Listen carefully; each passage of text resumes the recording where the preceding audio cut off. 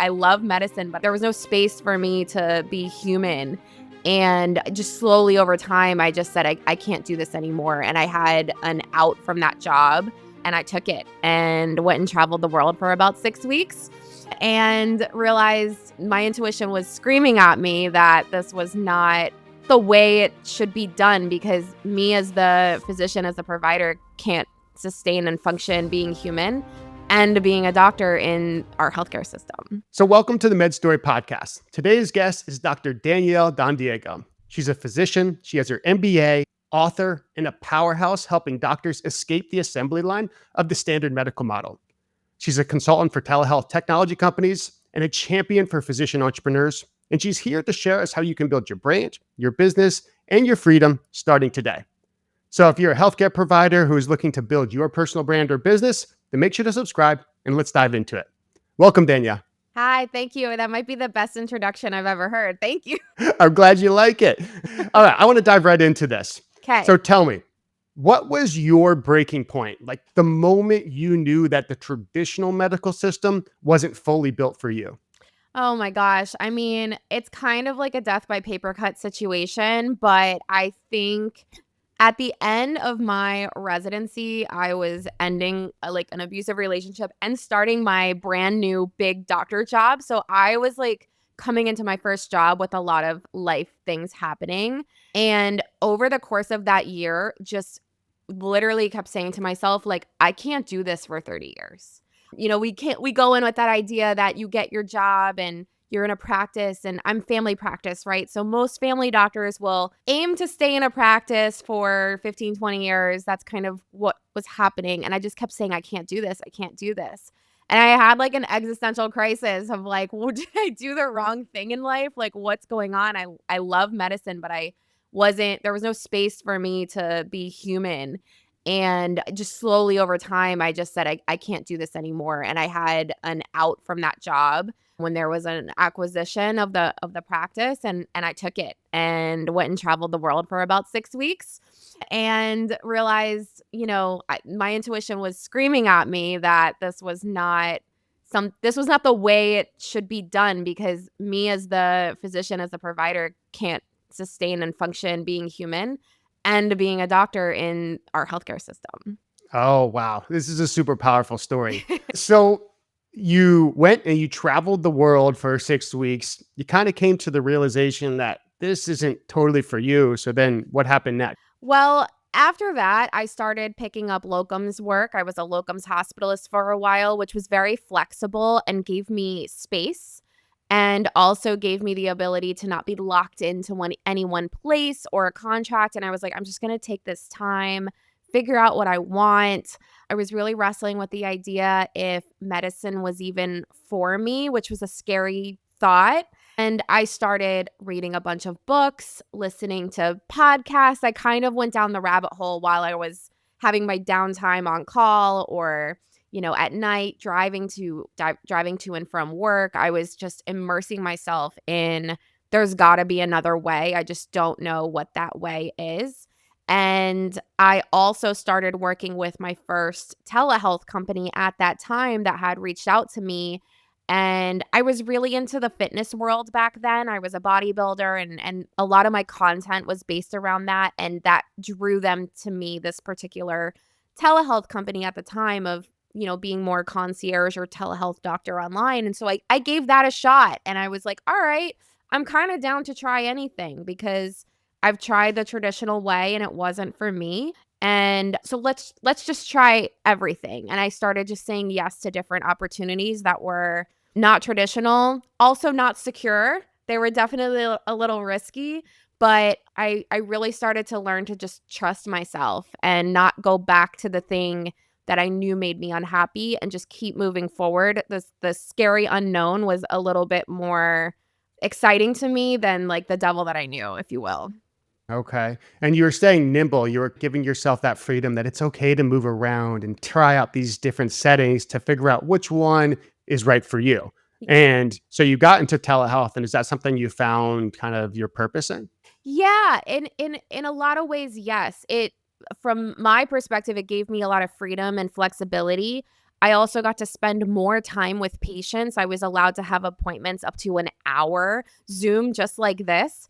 And I really felt like I got to know them. And that's something that, even though I was in person before, I really didn't have with many patients unless I happened to see them frequently. And so it gave me a lot of satisfaction. And I really felt like I got to give a certain level of patient care that you just don't have time for in the office. So, you kind of give up some things. You give up that like in-person connection and the office staff and all those things for a little bit more connection with your patients, but also more downtime and freedom for myself, which I really, really needed in my life at that time. That makes sense. And so at this point in your career, did you have your MBA? Yeah, so I got my MBA. I did 5 years of medical school and an MBA program, not an overachiever at all. And so I just stayed an extra year and did a full-on MBA that was joint with my school. So I came into residency and everything with that, and I thought I was gonna do something very different with it than I've actually ended up doing, but yeah, there's a whole story there. It made me shift the fields I was interested in and everything, so it really directed me to where I am now. I'm here for a story. This I is why we're mean, here. Tell me, so tell me. I was one of those people in medical school that kinda liked everything, which makes sense that I went into family practice, but I think I had myself convinced for a long time that I wanted to go into something surgical. Young me wanted to, like, be that, like, badass surgeon, and, I had this idea of what I was gonna do. I was, like, really into orthopedics for some reason, and, over time, when I got into the MBA program, my focus shifted that all these other things I found interest in. Some of my favorite classes were entrepreneurship, consulting, even like organizational behavior. And I was like, if I'm living my life in an OR, I can't, not that I can't, but I felt like I was going to be restricting things that I really was finding interesting. And I chose a field that was more general, more flexible, and frankly, more me. I mean, let's be honest, it was the right fit for me regardless to do family practice, but it really helped guide like my future and looking at like what do I want my life to be like when I'm 50 years old and what do I want to be bound to. I want to give you a lot of props for that because I think that oftentimes in life we find things that are pulling us towards it, but we resist that because we feel like, no, I need to stay on the path that my family expects me to go on or an ideology that I thought was me, but isn't truly me. And for you to do that and to be able to identify that in the current moment is such a powerful thing. Oh. And it's cool because, now you've been able to kind of blossom into these different areas. So you kind of get out into your telehealth company. And at this point, did you write that book as well? So I started to write the book when I was on my 6-week traveling hiatus in between jobs. It was really just a Word document with like a ton of stuff in it. And then I ended up working with a professional writer because I've never written a book, right? So I had someone help me formulate it into what the anatomy of a book that I didn't have knowledge behind. So I actually ended up working with a professional, and that process took like over 2, almost 3 years because the way you start to write a book, it never finishes the same because you keep evolving during the process.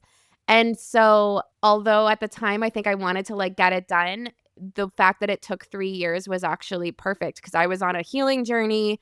I was figuring out my life, and so the messaging in it really was more true to where I was by the end of those 3 years rather than the beginning, which I think is so important for anyone out there, like, putting out content or writing a book. Like, don't be stressed about how much time it's taking you because sometimes things take time because you're still growing. Hmm. Yeah, it's about enjoying the process and the day to day rather than the outcome, right? Yeah, And yeah. would you recommend now that you've written one book, would you recommend a doctor who's thinking about it? Would you say they should go for it? Absolutely. I like in my heart, I know there's a second book in me. So like, and I'm not a I didn't major in any of this stuff in school. Like it's just if you have something to say and you have an experience that you want to share, I guarantee you there's thousands of people, millions of people out in the world that need to hear it. And it honestly it made me feel less alone. I know it made other people feel less alone that have read it. So I believe everyone has a book in them. I really do. I just think that we need to encourage more people to put their stories out there. Oh, you're speaking my language. I mean, this is literally called the Med Story Podcast. And this is why I started it, because there's doctors like you that have a story, and you had one of two options. Is you could have went through that abusive relationship and you could have kept it to yourself and stayed down the standard pathway, right? Mhm. But you decided to be brave. And then you decided to find ways to share that story with the world. And even if one person were to read it, that would have been a worth the investment in time, right? Totally. But now you have something that can be shared infinitely and forever. And that is so powerful. Was it scary for you to be able to put yourself out there like that? Oh my gosh, the week it came out, I was having, like, borderline panic attacks, social media is such a highlight reel, and meanwhile, I'm, like, in the background texting with my friends, like, "Oh my gosh, am I gonna get sued? Are people gonna hate me? Are people" like, all the things come up, so, I mean, as strong as we might look on the outside, we're all, like, one tear away from just crumbling under anxiety, but that's normal. And I like I said, I'm here for the journey and the ride. And I think like anything hard, when you go through something like that, like the next time it won't be like that bad because I'm like, well, I've already experienced the anxiety of the first one. So let's see what happens the second time.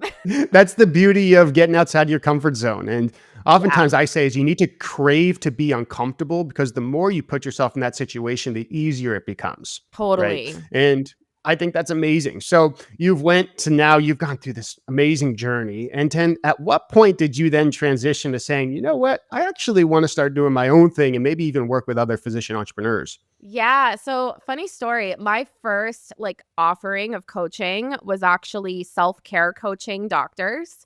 And cuz at that point in my journey I was like we need to better care of ourselves and I was kind of on that kick myself. Everyone I coached, I just found myself internally saying not to them but to me like we would get to a point where they would be doing all these things and I'm just like man, you need to quit your job. Like, it just kept happening where I was like, I can't out coach your environment. Like, there was no answer. And, in medicine, we get these seminars on mindfulness and all these things. They want to check a box that they've, talked to us about it. And they're like, oh, they always say you need to take better care of yourself. You need to take time for yourself. When? When and where? And God, if you have a family, I mean, I, don't have children and all these things, but other people do. I like it was hard for me as a solo person. So to me, I was just like, we're all burnt out and we're not fixing the real problem. So we can't self-care our way out of physician burnout, in my opinion, because I tried it with coaching. And what was so interesting is what people kept asking of me. I didn't go into this thinking I'm going to business coach and, help people start businesses, which sounds like it should have been obvious to me with my background, but people kept asking me. They were like, I just want to do something else. Like, how can I make another stream of income doing what I love, but maybe it's like non-traditional. And I started just like hearing people ask me over and over. And sometimes the universe just tells you what you need to be doing. And it's like light bulb. Okay. Like I'm sitting here saying I can't, quit your job for you. I'm not going to tell someone to quit their job either. But I can show you other ways to create more flexibility and freedom in your life for, professionals and high earners that haven't thought about other ways yet. There is a real revolution going on in healthcare with the providers because of the toxic environment that healthcare has created for the people that work in it. And Mhm. unfortunately, I don't know if I want to say unfortunately or fortunately, it's pushing them towards saying, you know what, I want to regain my freedom and my autonomy. And oftentimes that's through entrepreneurship. Yeah. And I think one of the biggest challenges with this is that these are doctors who went to medical school, have a ton of debt, a family, and they can't just quit their job. They need to keep doing it. But with that being said, how could they maybe, while continue to work, start building that side business? Yeah. For me, the first thing you need to do is figure out what do you value? Like what are your core values? Who are you really? What do you enjoy? Do you want to do something within medicine or like do you want to do something different? Do you want to learn how to DJ? Like that's one of my hobbies right now. Like do you want to do something that's like not related to medicine. Some people, they want to maybe coach within their scope of practice. And other people, they're like, I play guitar really well. Not me, but example. Maybe I could like start a YouTube channel and I'm like, yeah, like do something that brings you joy and makes it fun. And it's okay. Like, I think sometimes as professionals, we're so educated. We have all these accolades and we're like, oh, I need to be doing something that is like phenomenal and amazing and at the top of my game. And I'm like, you can just do something kind of fun too. Like, there's people out there that are doing it. It doesn't have to be so stressful. Oh, I mean, I I encourage people to kind of do things that get them in touch with who they really are and were before they went into the healthcare system, because we often lose ourselves through our training. I know I lost myself. I came out and I was like, I don't even know what I like anymore. Like, I don't like, what kind of music do I like? What do I like to do? It was like over a decade of just one goal and go, go, go and survival mode, that I had to one of the first things I actually bought, I used to play piano and I bought a piano. And I just Amazing. was like, I just need to remember who I am and what I like. So often I will tell people to start there, to be honest. Yeah. Start with your why. Yeah. Absolutely. And this actually plays perfectly into something I wanted to ask you. So, say if you were to lose your medical license today, how would you continue to create value as a physician or an entrepreneur? Yeah. Oh, wow. It's a scary thought, first of all. 'Cause I think we're in this beautiful place where we, as physicians, we always do kind of have a job as long as we stay in practice and up to date. So entrepreneurship can kind of be a fun thing for us as a little bit of a luxury at the same time. So I do want to acknowledge that we're in a very like privileged place to do all of this. It's not our the food on our table is not at risk. That being said, if medicine were to go away from me personally, I think I would keep doing what I'm doing. I'd go completely all in on business coaching. I'd probably start a podcast. I'd probably go bigger, because my time even now is split between medicine and coaching, because I love both. I really love both. I just don't want to do medicine till the day I die for 80, 90 hours a week. You know what I mean? We need balance in our life. So I'd probably just go all in even more than I already have. I love it. And so, one of the things that you do with your coaching is you help doctors create offers. And that skill set of learning to create an offer is something that can be applied to any profession. And so, you're building that skill set and helping others do that you can do with or without medicine, but it's a muscle to continue to build.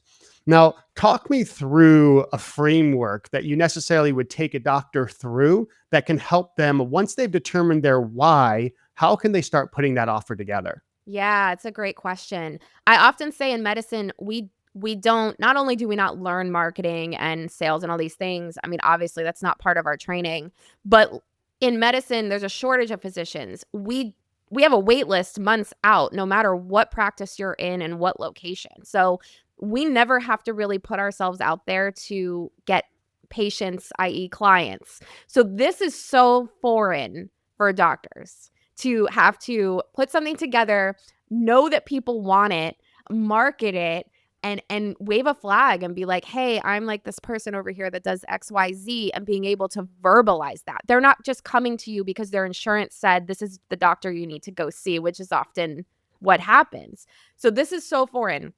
So I take them through their why, their core values. What is your can you nail down your purpose? Can you verbalize it in 1 to 2 sentences?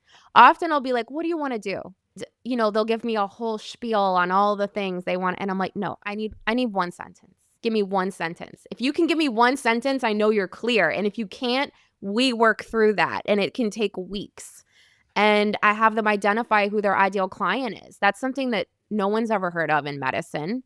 You have to really focus on attracting a certain kind of person and repelling the wrong kind of people. And those of us that are like perfectionists and people pleasers, that's stressful. So there's a lot of mindset work that goes into it, because it's like the opposite of medicine, and there are muscles that have never had to be flexed before.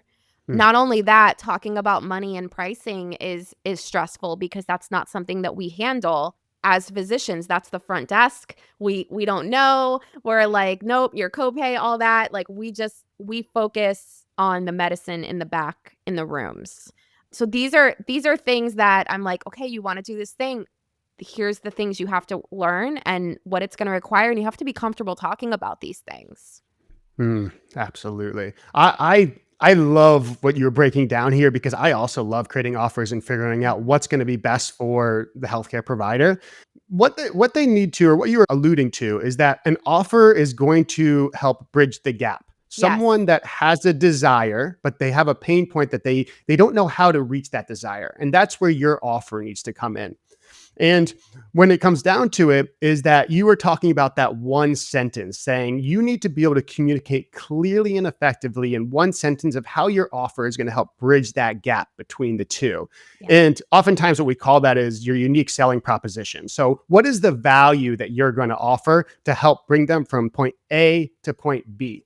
And if that is something that you believe, number one, you truly can do and you can help them in, then that's when the sales part gets a little bit easier because it you does. realize that I'm actually giving them something that's going to improve their life and make them better. And then you don't feel icky about the whole sales process going back and forth. Yeah, Do you feel the similar to that? we're solving a problem, and like we're really good at problem solving in medicine. I mean, that's a skill we are great at. Like we go to the depths to solve a problem for our patients. So at the end of the day, if they can identify the problem and they have the solution, you have an offer. It is that simple. It's not easy, it's simple. Mm, So if you can identify that, all the rest can be learned and flexed over time. But solution, how are you going to get them there? Done deal. absolutely. And realizing that it's a process. Very Yeah. rarely does the first offer you put out there the one that hits. Right. It Like I'm takes an testing. example. Exactly. And so when you're, for example, when you're coaching and you're refining your offer, what's that process of refinement for you? Yeah, it's like anything, like writing a book or a blog, like it's you have your first draft, second draft, 10th draft.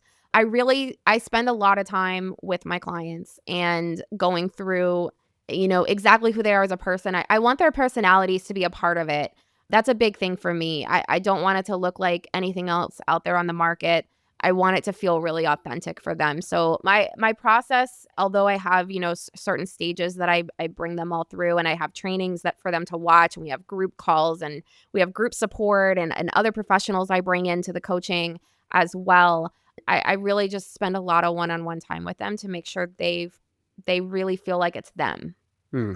I love that. And that's something that the identity crisis that sometimes it's hard as a provider because you have this persona that you're supposed to be perceived as this perfect white coat person that knows everything. And that gone are those days. Like doctors are humans and patients want to know that they're humans and it's okay to fail. And as long as we're Yeah. failing forward and knowing that it's going to be imperfect. So I love that you're focusing on staying authentic to yourself and staying true. And I think that is honestly what's going to lead to sustainable change in the long run. Yeah, and, like, thank God for social media. I remember even in residency, we had to sign something saying, like, we wouldn't really be on social media or we couldn't be searchable. That was a thing in, I think, med school and through residency, and then it shifted, and I'm, like, seeing all these doctors now, I'm like, "Show me your tattoos. Show me what your hobbies are. Like, show me that." I There's this one doctor that's, like, going out to, like, EDM festivals, on social media. I'm like, "Yes," like, because I think we're all those people, but we felt like we've had to hide it because of that avatar that you're describing, and that is so suffocating, Mm. at least for me. Like, I haven't worn my white coat in years, and it's felt great. It's interesting. I was actually talking to, she's a urogynecological surgeon named Jocelyn Fitzgerald, and she was saying how she noticed that there was a big jump during the COVID pandemic because these doctors were like, I'm dealing with all this bullshit right now, and people need to know what's really going on. And it almost empowered them to be like, fuck it, I'm going to go and I'm going to do it. Yeah. I mean, I think especially during COVID, there's so much there, but I think that's kind of exactly what you said, just like fuck it. I'm just gonna, like, if we're not living for ourselves at this point, like what are we doing? Because we Mm. we lived through so much trauma in 2020 and the years after. Everyone, but healthcare professionals have a certain level of it that I think needs to be discussed a lot more in general, what they've experienced, and like the world has kind of just moved on. And Mm. so for me, I can speak to my own experience. I just basically felt like I'm not going to give my life to my career because life can be over so fast and so unexpectedly. Like, did we ever think we would live through a pandemic in our lifetimes? It's crazy. We're not promised tomorrow. So if I have to live in an avatar of a white coat and what people act of a doctor, I'm not living. And I really want to just encourage people to get on and be yourself. That's so beautiful. So tell me this, there's a lot of doctors right now that are still stuck in that persona and are trying Mhm. to break free of that. And they're saying, you know what? Probably starting to build my brand or my business is a good idea.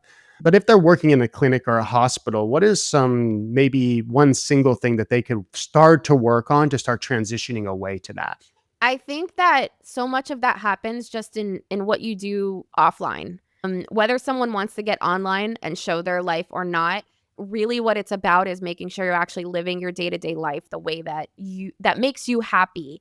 And so whatever your hobbies are, if you find yourself judging yourself for it, like you shouldn't be doing that because you're a surgeon, or you should, I mean, I take pole dancing classes, and there's been plenty of people that are like, I can't believe you post that. And I'm like, I don't care.